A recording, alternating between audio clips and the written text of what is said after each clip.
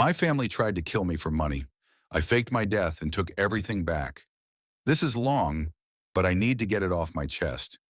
You know how they say money can't buy happiness? Well, let me tell you something. It definitely can't buy loyalty either, not even from your own blood. I'm using a throwaway for obvious reasons, but this story is 100% true and happened over the past month. Buckle up because this is going to be wild.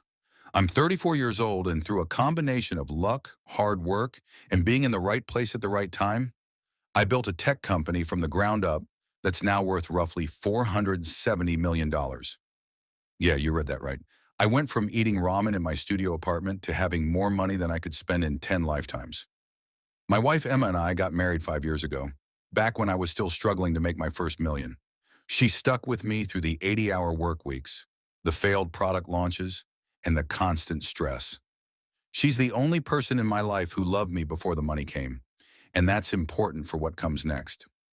My family, on the other hand, my parents divorced when I was young, but they both remarried.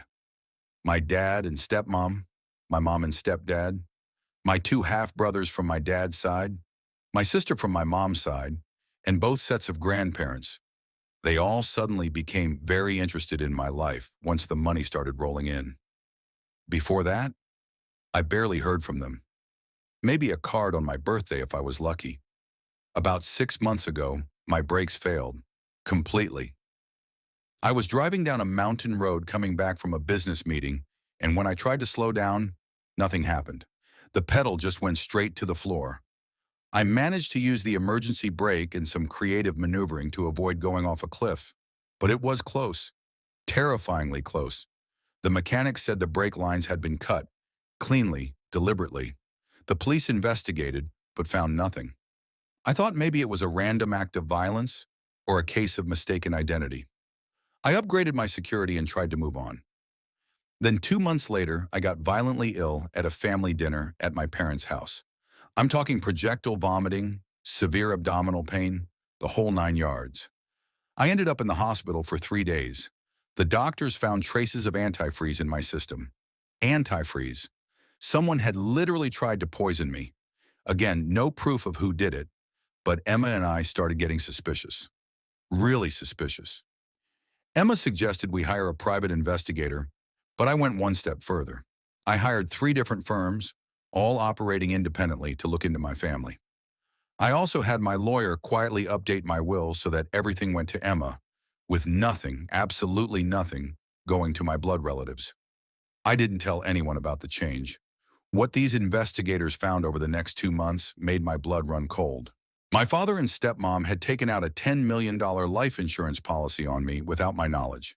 Apparently, my signature had been forged. My mother and her husband had been meeting with corporate lawyers about how to contest a will and take control of a company. My brothers had been researching untraceable poisons on the dark web. My sister had been having an affair with my CFO, trying to get insider information about the company's structure and my assets. But here's the kicker. They were all working together. My entire family, from my parents down to my grandparents, had formed this sick conspiracy to kill me and split everything. They'd been planning it for over a year. The investigators found emails, text messages, recorded phone calls, everything. My grandmother, this sweet old lady who used to bake me cookies, had literally written in an email, "The sooner we take care of this, the sooner we can all stop pretending to care about his boring tech nonsense." I ugly cried when I read that. Emma held me for hours. I wanted to go to the police immediately, but my lawyer advised against it. The evidence we had was obtained through private investigators, and some of it might not be admissible in court. We needed them to actually attempt something so we could catch them red-handed. That's when Emma came up with the idea. It was crazy, possibly illegal in some ways, but absolutely brilliant. We were going to fake my death. We brought in people we could trust, my lawyer, the head of my security team, and one detective from the police department who had been helpful during the brake line investigation. We planned everything meticulously. I announced I was going on a solo hiking trip in the Rockies, something I did occasionally to clear my head. The family was told, and according to our surveillance, they saw this as the perfect opportunity.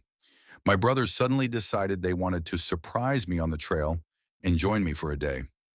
Instead, Emma and I flew to a private cabin in Montana under fake names.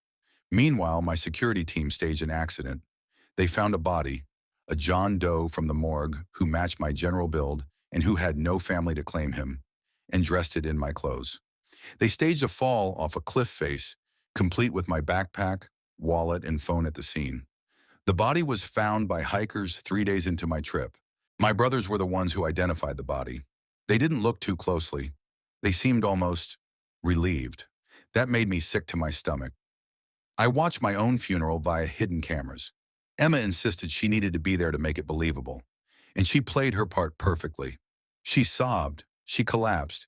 She gave a beautiful eulogy about our love and the life we'd planned together. She deserved an Oscar. Meanwhile, my family, they cried for the cameras, but the moment they thought no one was watching, the investigators caught them smiling. Smiling. My father was caught on camera in the parking lot of the funeral home, fist-bumping my stepdad. My sister was texting her friends about buying a yacht. The will was read 3 days later. When they found out everything went to Emma, the mask came off completely. They threatened to sue. They screamed at her, called her a gold digger, the irony, and my mother actually tried to physically attack her. All of this was recorded. They also started making moves on the company, trying to claim that as my biological family, they had rights to ownership. My sister and the CFO attempted a hostile takeover with the board. It was chaos. While all this was happening, our detective friend had been working with the DA's office. With my death, my family got sloppy. They started discussing their plans more openly on phones we'd already tapped.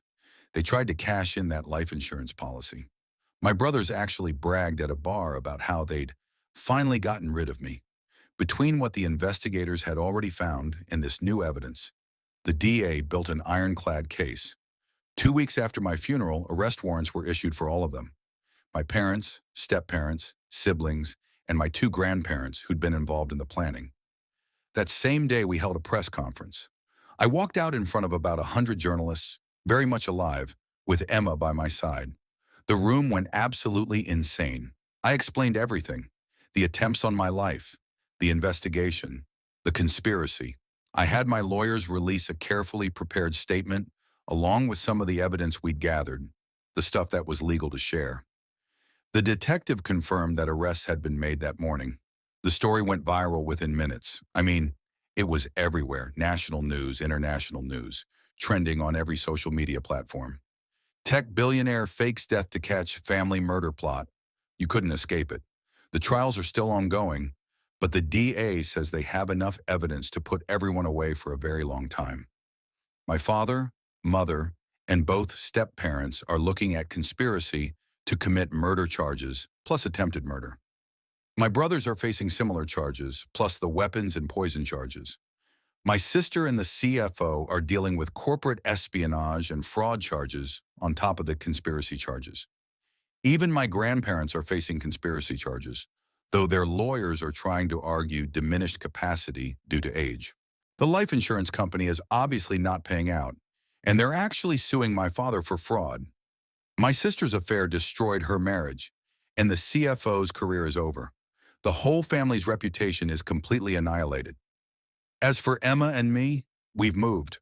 I'm not saying where, but it's far away from where we used to live. I've stepped back from day-to-day operations of my company and installed a CEO I trust. I still own it, but I'm focusing more on philanthropy now and actually living my life. We're also in therapy, both individual and couples counseling. Faking your own death and discovering your entire family once you dead does a number on your mental health, turns out. Who knew? The weirdest part is how free I feel now. I spent years trying to have a relationship with these people, trying to be a good son, a good brother, a good grandson. I gave them money, invested in their businesses, paid for their vacations, all because I thought that's what family did. Now I know the truth, and while it hurts, at least I'm not living a lie anymore. Emma is the only family I need. We're actually talking about starting our own family now. Kids who'll grow up knowing what real love and loyalty look like. Edit. Holy crap, this blew up. I'm not going to answer questions about specific details because of the ongoing legal cases, But I wanted to say thanks for all the support. And no, I'm not giving out investment advice or money, so please stop DMing me. Edit 2. For everyone asking about the body we used, it was handled through proper legal channels with permission from the medical examiner's office. I'm not going to detail exactly how, because I don't want to create a roadmap, but it wasn't like we just stole a corpse. Lawyers and officials were involved every step of the way.